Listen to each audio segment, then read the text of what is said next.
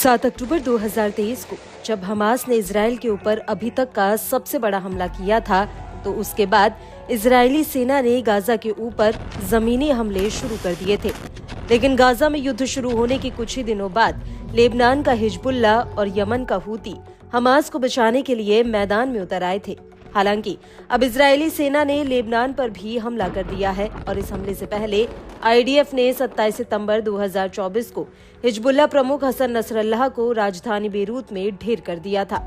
लेकिन इतना कुछ होने के बावजूद यमन के हूती का हौसला कम नहीं हुआ, बल्कि अब वो लाल सागर से आगे बढ़कर इजराइल के तेल अवीव तक पहुंच चुका है।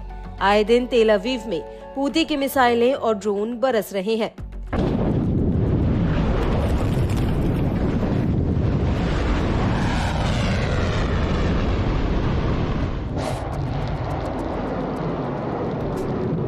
अब इसी कड़ी में हूती ने एक बार फिर से इजराइल पर एक बहुत बड़ा हमला किया।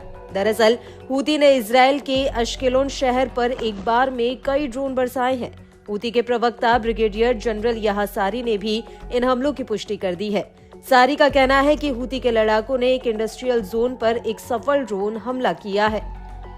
नफذ सिलाह الجو المسير في القوات المسلحة اليمنية عملية عسكرية نوعية استهدفت المنطقة الصناعية للعدو الإسرائيلي في منطقة عسقلان جنوبية فلسطين المحتلة، وقد نفذت العملية بعدد من الطائرات المسيرة، ونجحت المسيرات في الوصول إلى أهدافها بفضل الله.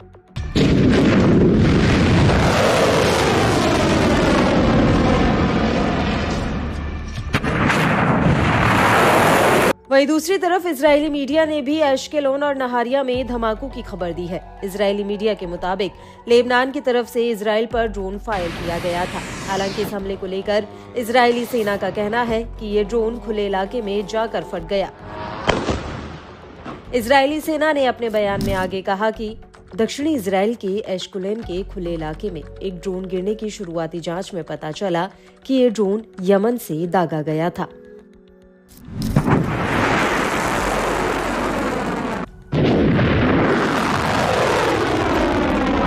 आपको बता दें कि इससे पहले भी हूती ने तेल अवीव में मिसाइल और ड्रोन हमले किए हैं, जिनके जवाब में आईडीएफ के लड़ाकू जेट्स ने यमन के भीतर हूती के बिजली घरों, बंदरगाहों और तेल भंडारण को निशाना बनाया था। आईडीएफ ने ये हमले यमन के पश्चिमी शहर होदेयदा पर किए थे। आपको बता दें कि यहाँ पर भी होदेयदा प्रांत को हूती का गढ़ माना जाता है और यहीं से हूती लाल सागर में इजराइल और अमेरिकी जहाजों पर हमले करता है।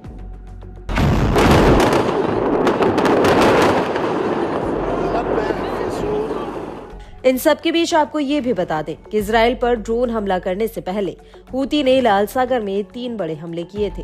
हूती के मुताबिक उसने अरब सागर में एससी मॉन्ट्रियल जहाज पर 2 ड्रोन अटैक किए। वहीं इसी इलाके में एक और जहाज पर क्रूज मिसाइल फायर की। तीसरा हमला भी हुआ जहां पर हूती ने मोटारो जहाज पर कई बैलिस्टिक मिसाइलें दागी। हूती का कहना है कि इन तीनों ही जहाज की कंपनी ने फिलिस्तीनी बंदरगाह पर लगे एंट्री पर बैन का उल्लंघन किया था।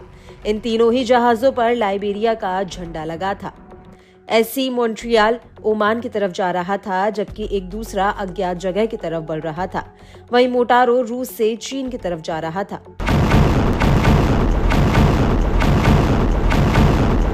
वहीं इस हमले को लेकर United kingdom maritime trade operation ने कहा कि उसे यमन के मोखा से करीब 46 किलोमीटर की दूरी पर हमले की जानकारी मिली थी। जानकारी के मुताबिक उसे जहाज के करीब 3 धमाकों की सूचना मिली, जो अलग अलग समय पर हुए। हालांकि इस हमले में जहाज का चालक दल पूरी तरह से सुरक्षित है। वहीं मोटारो को लेकर जॉइंट मैरीटाइम इंफॉर्मेशन सेंटर का कहना है कि इस जहाज का इजराइल, अमेरिका और ब्रिटेन से कोई लेना देना नहीं था। हालांकि इस जहाज पर हमला इसलिए हुआ क्योंकि इसी कंपनी का एक जहाज इजराइल गया था।